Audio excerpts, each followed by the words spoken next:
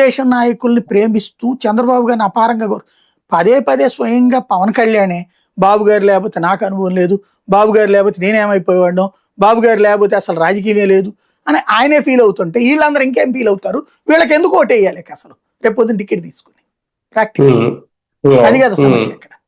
అవును అవును. సార్ వైసీపీలో కూడా వెళ్ళిన నాయకులు మళ్ళీ వెనక్కి వచ్చే అవకాశం ఉంది అనేది అది ఎంతవరకు సాధ్యం అవుతుంది? రావచ్చు, కొంతమందికి మొన్న సీట్లు ఇవ్వనటువంటి వాళ్ళు రావచ్చు, లేదు ఇప్పుడు రేపు పొద్దున్న తెలుగుదేశంలో టికెట్ తనకు రాదు అలాంటి వాళ్ళు వెనక్కి రావచ్చు. బేసిక్ అంటే రాజకీయాలు ఇంకా అలాంటివన్నీ మామూలు. ఇంకా అక్కడ మనం ఇంతకుముందు తీసుకున్నాం కృష్ణరాజు, ఇంతకుముందు వైసీపీ నుంచి టీడీపీకి వచ్చారు, అంతకుముందు వైసీపీ నుంచి బీజేపీకి వెళ్ళి బీజేపీ నుంచి మళ్ళీ వైసీపీకి వచ్చారు ఆయన. అట్లాగే జరగచ్చు, సీట్లు ఎక్కువ ఉన్నాయి కదా. అయితే ఈ దఫా కొంచెం జాగ్రత్త తీసుకుంటాడేమో అనుకుంటున్నాను నేను. వెనుపోట్లు పొడిచే వాళ్ళ విషయంలో కొంచెం జాగ్రత్త తీసుకుంటాడు. ఎందుకంటే మనం చేసిన తప్పు అని ఏంటంటే ఆ కుల రిజర్వేషన్లు పాటించాలన్న ఉద్దేశంతో అన్ని పార్టీల వాళ్ళని తీసుకొచ్చి పెట్టుకున్నాడు.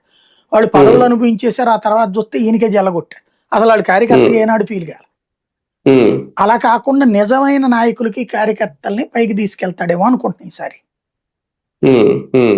అంటే వైసీపీలో కూడా నాయకులను తయారు చేసుకోవాలా ఈ గ్యాప్ లో, ఈ టైంలో అవసరం లేదు? ఆల్రెడీ ఉన్నారు, నాయకులకి ఏం తక్కువే ఉంది. తెలుగుదేశానికి వైసీపీకి నాయకుల కొరత ఏం లేదండి ఏ నియోజకవర్గంలోనైనా. ఓటర్ కొరత లేదు, నాయకత్వ కొరత లేదు. 40% ఓట్లు ఉన్నాయి ఇద్దరికి.